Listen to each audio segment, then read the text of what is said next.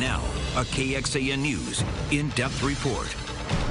Parents know children will always get bumps and bruises. Sometimes an accident can even mean a trip to the emergency room.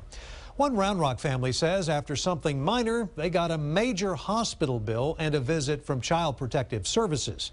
Tonight, we look in depth at a Texas law that's aimed at revealing child abuse. The family tells our Chris Sadeghi it may go too far.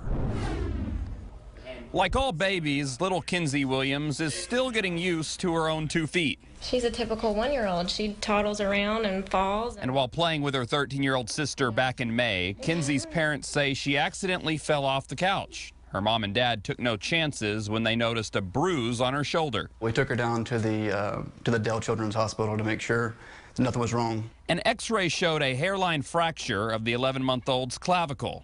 Doctors said due to the type of injury and her young age, surgery was not an option, and it would just need time to heal.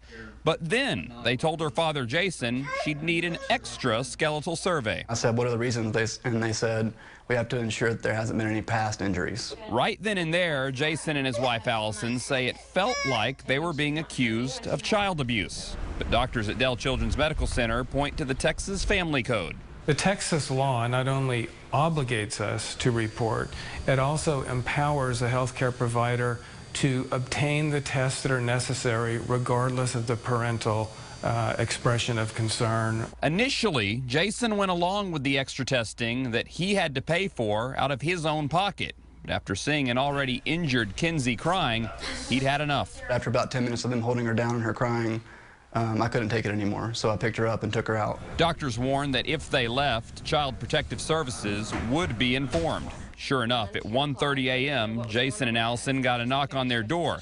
A CPS caseworker interviewed them for 15 minutes about their home and family, and then told them to go back to the hospital. Then she walked outside to talk to her supervisor and then came in and said, if you don't take her back right now, then we will legally take her away from you. I said, it feels like that I'm guilty until proven innocent. We need to investigate that to protect the child. ER chief at Dell Children's, Dr. Pat Crocker, says it can lead to tense situations, but Dell has a policy of testing children under 1 year old, and it's there to help save abused children, possibly save their lives.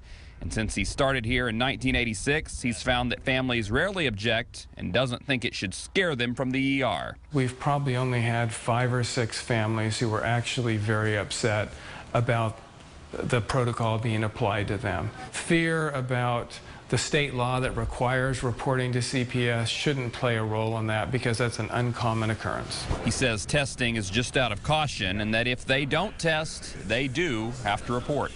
When we see families that are resistant to that, we usually do not insist upon the test, but we will report to CPS because that does need to be investigated. She's healing fine. We took her to her regular doctor and they said it looks great. As for Kinsey, she went back to get the test and they checked out negative. Her mom and dad happy she's okay, even if they feel a little hurt. There should at least be probable cause to put a child through that additional testing. It was very hard to hear that, you know, especially when there's no reason to believe that there's any other injury besides what there was. And here are the main points again. Texas law says a person who believes child abuse is taking place must make a report to law enforcement. On top of that, hospitals will have their own policies. At Dell Children's, when kids under 1 year of age come to the ER with a fracture, doctors automatically do a skeletal survey to see if there are other injuries since they are harder to spot in infants. And additionally, the American Academy of Pediatrics study found that less than 15% of childhood injuries are caused by abuse. Still, the study says practitioners should be vigilant when it comes to the possibility of abuse when evaluating children. Now, tonight at 10 o'clock, we'll take a closer look at the role that CPS plays in this whole process. Chris, thanks. All right, Chris, again, thank you very much. And according to CPS, the professions reporting child abuse in Texas most often are teachers, doctors, and law enforcement. Combined, they account for about 50% of all reports.